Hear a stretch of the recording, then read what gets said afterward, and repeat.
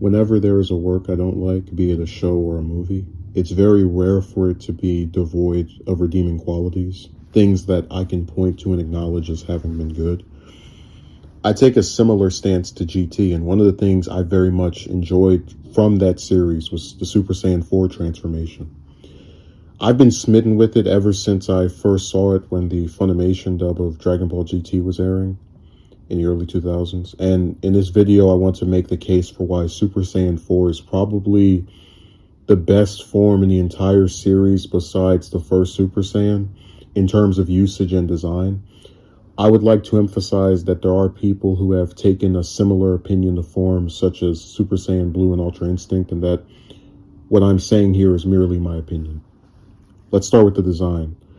Super Saiyan forms, with the exception of Super Saiyan 3 and 4, are largely hair color swaps with minimal differences in terms of how the hair looks in the transformation when compared to base form.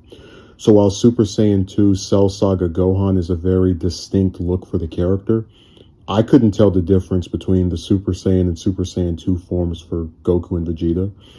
Super Saiyan 3 has always been one of my favorite forms because of how it manages to resemble the first two forms while still having a look that is distinct to itself, notably the missing eyebrows and longer hair.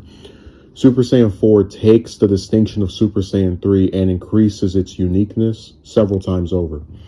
The first unique thing being that it ceases the gold hair color in favor of black, brown, or red, depending on the character using it. The second unique thing being that it gives the user a fur chest and arms, which is indicative of the Great Ape form that by the time Super Saiyan 4 was introduced had largely been forgotten about in the series itself. To this day, it's one of only two Super Saiyan forms, along with Super Saiyan God, that changes anything about the user that isn't just the hair. In terms of usage, it's also the most respected form in the series besides the first Super Saiyan. Super Saiyan 4 is introduced during the Baby Saga after Goku transforms into a golden Great Ape. The form is able to easily beat Super Baby 2 and hold its own against Great Ape Baby Vegeta, eventually killing Baby after he has fled Vegeta's body in a bid to escape Earth. While the form doesn't defeat Super 17, it still performs better against him than any other character who had fought him up to that point. And Super Saiyan 4 Gogeta is easily able to decimate Omega Shenron, and prior to Super was considered the strongest character in the franchise. So even when Super Saiyan 4 doesn't get the killing blow on a main villain in GT, with each respective villain it is shown to be the pinnacle of power for the protagonist.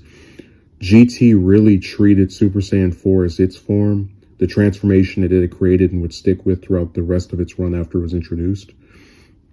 When you contrast this with Super, with over the course of 130 plus episodes, went through Super Saiyan God, Super Saiyan God, Super Saiyan, and Ultra Instinct as the strongest forms for Goku, you can see a difference in terms of how seriously Super Saiyan 4 was treated in GT compared to the form per arc formula of Super. What's especially disappointing is that besides maybe Mastered Ultra Instinct, I don't have a problem with any of these forms in terms of the way they look. It's sad to see a bunch of transformations be introduced within a few years of each other and be rendered obsolete by the following arc for the sake of creating more forms that will be useless within the story at a later point. So Super Saiyan 4 has those forms beaten in terms of both design and usage, and I would have preferred if they had kept Super Saiyan 4 around in Super. So instead of Super Saiyan God and the following transformations, they could have tied Beerus's backstory into that of the Saiyans and their Great Ape transformations, and this could have been the basis for a film about Goku regaining his tail to achieve this new level of power that Beerus foretold of. Then, as Super progressed, we could have seen more stories with Super Saiyan 4, except now with other characters such as Gohan obtaining the form and having emotionally satisfying character arcs to coincide with achieving it. Really, the only form that I would have kept around to coexist with Super Saiyan 4 would be Ultra Instinct, though I would have it achieved by human characters that have shown dedication to martial arts, such as Tien and Krillin.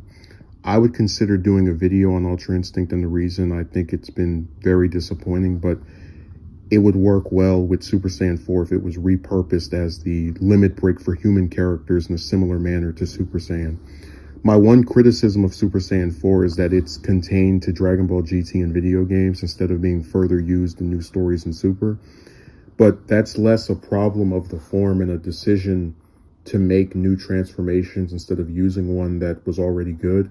And this criticism is still much less negative than what I could say about other forms like Super Saiyan 2 and 3 and God and Super Saiyan God, Super Saiyan. There's one category that Super Saiyan 4 destroys the original Super Saiyan form in. The main thing that I've been bothered with about the first Super Saiyan form is that since the Buu saga, it has become a cheaper and more gimmicky transformation instead of having a narrative purpose. When Goku first transformed, it was after an entire arc of watching Vegeta allude to the form and after seeing Krillin die, a character that he had been established to care heavily for since the King Piccolo saga. When Goten and Trunks reveal they have this form, it's not treated as an emotional checkpoint for their characters in the same way that Goku, Gohan, Future Trunks, and Vegeta had when first obtaining it. It got even worse when Super Saiyan was obtained by Caulifla with a back tingle before the Tournament of Power. Super Saiyan 4 is only obtained by 3 characters in GT, and each time it enhances the narrative. Goku received the form while pushing himself to the limits against baby Vegeta. Vegeta obtained the form after replicating the waves that transformed Goku, and after being set up as the second strongest Saiyan during the baby saga. And Gogeta would naturally have it due to his 2 components having it. Unlike its predecessor, Super Saiyan 4 is never made into a common occurrence that almost the entire cast can use, and use without having been shown to work hard to obtain it. Really, the only thing I would complain about is that the form wasn't used by Gohan. I think it would have been really interesting if after Super Saiyan 4 was used by Goku in the Baby Saga, Gohan could have had a character arc of realizing that he could not rely on someone else, even his own father, to protect his family, and that would spur him back into training regularly. But I can discuss this plot change in a separate video about how mishandled Gohan was in GT. And the 3 characters that do end up using this form are all handled well. Overall, it's a very unique looking form that is rooted in the lore of the franchise and is superior in both plot usage and design to many of the forms that came before and after it. I think it's tied with the character of Baby for being my favorite aspect of GT. And seeing as how Super Saiyan 4 Gogeta was just confirmed for fighters a few weeks ago, it's amazing that one of the few forms declared non-canonical can still surface in other official material in spite of this setback.